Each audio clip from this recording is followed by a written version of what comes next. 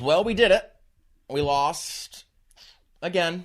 And honestly, it feels like we lost a little bit more than just the game. Feels like we are losing our fan base. I mean, the seats in Ford Field were filled by Dallas fans. They must have been out there buying their tickets from Lions fans who were not interested in watching us play. And that makes sense because historically, Cowboys have always dealt with scalpers.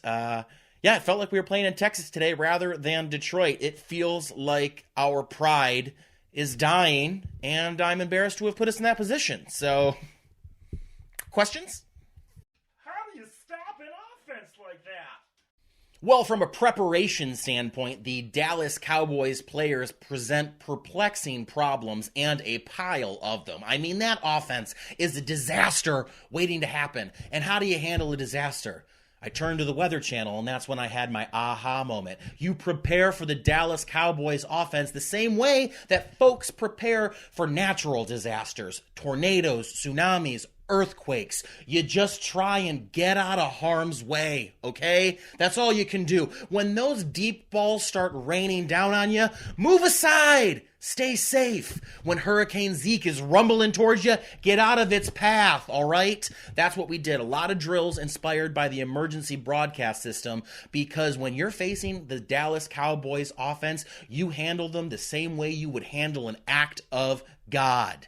You just try to stay healthy. You try to survive. Your thoughts on former Lions head coach Rod Marinelli? Well, from a Charles Dickens standpoint, I view Coach Rod Marinelli as my ghost of football future, if you will. A lot of parallels in our career. Started out coaching Super Bowl caliber defenses. We each have won a title. And then we both got our opportunity to be a head coach right here in Detroit, Michigan. He was obviously run out of town after that 0-16 season, and while things aren't that bad, it kind of feels like that's the direction I'm headed in. Coach Marinelli actually gave me a pick and a shovel, said, listen, just keep digging, keep your will strong. It'll get better, I promise. And then I believe him. From an obvious standpoint, my ghost of football past, Coach Bill Belichick, just reminds me of better times, back when I wore my hat backwards and walked around in a t-shirt with Commissioner Roger Goodell wearing a clown nose.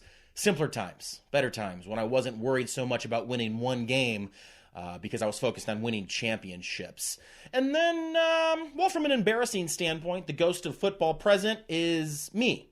The product that I'm putting out there right now, our defense is eerily similar to a ghost because you have no idea whether or not it exists. And then when you see it for the first time, you're not really afraid of it because you can run right through it. So, How do you feel about Myles Garrett's behavior? Yeah, from an understanding standpoint, I understand. Myles Garrett is a child of the 90s. He grew up in the height of Adam Sandler's fame, influenced by his albums, his movies, and his comedy. I mean, he had role models like Billy Madison and Little Nicky. When that little boy heard the tremendous athlete known as Happy Gilmore tell Chubbs Peterson that once while he was playing hockey, he was the only guy ever to take his skate off and try to stab a guy, he looked at that screen, awash in its glow, and said, one day, that's gonna be me.